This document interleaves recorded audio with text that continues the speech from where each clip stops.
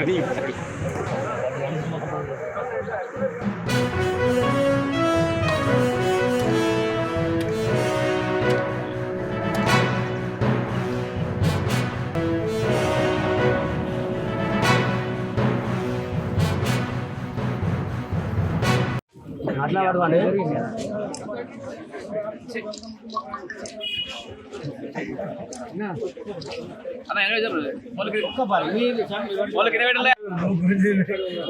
నేను అందుకొరకు ఇట్లా అంటున్నా కూడా.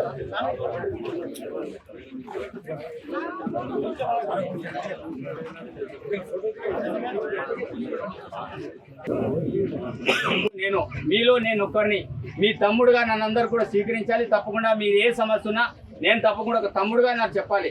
కాదు చిన్నగుండడు వయసులో తక్కువనేది అతనికి అనుభవం లేదు. నా అనుభవం ఎట్లుంటుందో నాకు తెలుసు. నేనేం ఎట్లా రాజకీయాలు చేయాలో ఏ రకంగా నేను ఒక చదువుతున్న విజ్ఞానవంతునేమో అమరు చాపని కాదు. కాబట్టి చాలా రకాలు ఏమనుకుంటారంటే అతనికి ఏం తెలియదు, రాజకీయం అంటే తెలియదని చాలా మంది అనుకుంటారు. వచ్చిన 2 సంవత్సరాలు అయింది కదా అతను రాజకీయాలు చేయదు, ఏం తెలియదని చాలా మంది అనుకుంటారు. అది చాలా పొరపాటు. నా గురించి తక్కువ అంచనేసి మాట్లాడడం చాలా మంది ఇష్టం మాట్లాడుతున్నారు. అది మంచిది కాదు. నేను కోరుకునేది ఒకటే, ఈ ప్రాంత ప్రజల శ్రేయస్సు కోసం మీ అందరి సలహాల మేరకు మీ అందరి సూచనల మేరకు నేను పనిచేయడానికి సిద్ధంగా ఉంటా. తప్పకుండా మీరు ఏ అధికారులు కూడా నేను కోరుకునేది ఒకటే, మీరు ఎవరు కూడా లొంగాల్సింది భయపడాల్సిన అవసరం లేదు. అధికారులు కూడా నేను ధైర్యం ఇస్తున్నా. ఇంతకుముందు గడిల పాలన ఉండే ఎవరో చెప్తే చాలా రకాల ఇబ్బందులు పడుతుండే, కానీ అధికారులు ఎవరు కూడా భయపడాల్సిన అవసరం లేదు.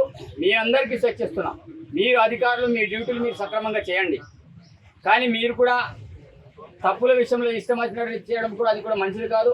మనం యొక్క డ్యూటీస్ ఏవైతుంటే అది చేసినప్పుడు ఎవరికి భయపడాల్సిన అవసరం లేదు. మనమే అన్ని రకాల ఇబ్బందులు గురి చేస్తే ఎవరైనా చూసుకోరు. అదేవిధంగా అటవీ శాఖ సిబ్బందికి సంబంధించిన సమస్యలు కూడా చాలా విపరీతంగా ఉన్నాయి. మరి అనేక సందర్భాల్లో వస్తున్నా ఆ విషయంలో కూడా చాలా మంది ఇష్టం వచ్చినట్టు అంటే కానీ మొన్న కూడా నేను చాలా రకాలుగా డిఎఫ్ఓ గారిని పిలిపించి మాట్లాడినా మళ్ళా ఇబ్బందులు గురి చేస్తున్నారు. మైసంపేట కావచ్చు, ఎందుకంటే ఇక్కడ మీడియా మిత్రులు కాబట్టి ఆ విషయాలన్నీ కూడా మీ దృష్టికి తీసుకొస్తున్నా. ఎందుకంటే వాళ్ళందరూ కూడా మైసంపేట వాళ్ళు మొన్న ధర్నా చేశారు. అదేవిధంగా వాళ్ళకి భూమి సంబంధించిన సమస్య ఉంది.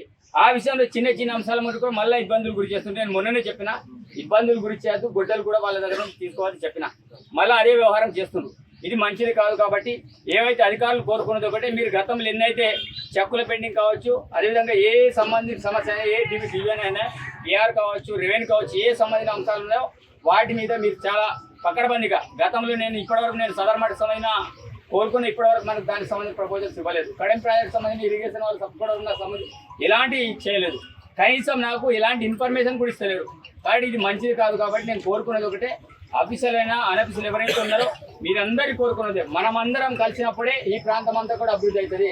మనం అందరం కూడా కలిసిమెలిసి పని చేయకపోతే ఈ ప్రాంతం అంతా కూడా అభివృద్ధి కాదు.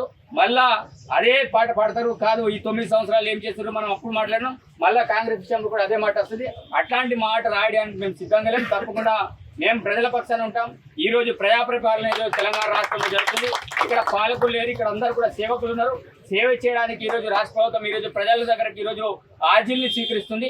ఆ ఆర్జీల్లో స్వీకరించే కార్యక్రమాలు కూడా చాలా రకాలుగా పెట్టేస్తున్నారు. అనేక రకాల అంశాలు పెడుతున్నారు. మేము ఏం చేయాలో గవర్నమెంట్ ఆలోచన చేసి ఒక విధి విధానాల మీద డైలీ ఒక చర్చలు జరుగుతున్నాయి. ఆ చర్చలో భాగంగా ఏ సమస్యను ఎట్లా పరిష్కారం చేయాలో ప్రభుత్వం అనేది ఆలోచిస్తుంది.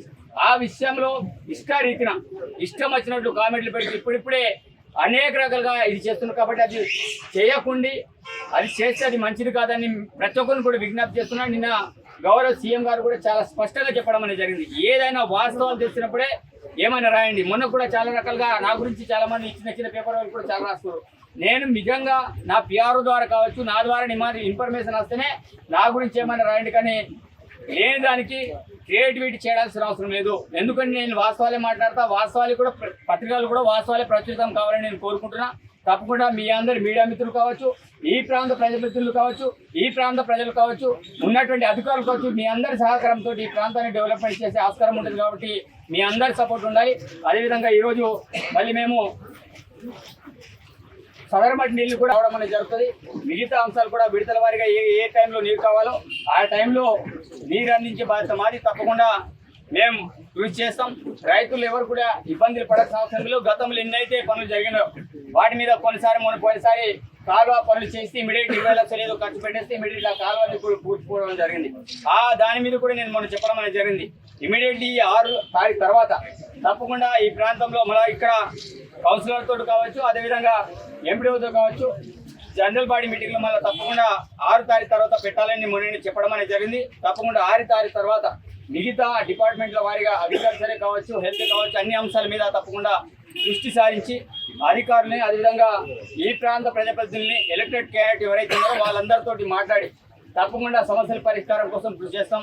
మీ అందరి సహాయ సహకారాలు ఉండాలని ప్రతి ఒక్కరు కోరుకుంటూ సెలవు తీసుకుంటే ధన్యవాదాలు.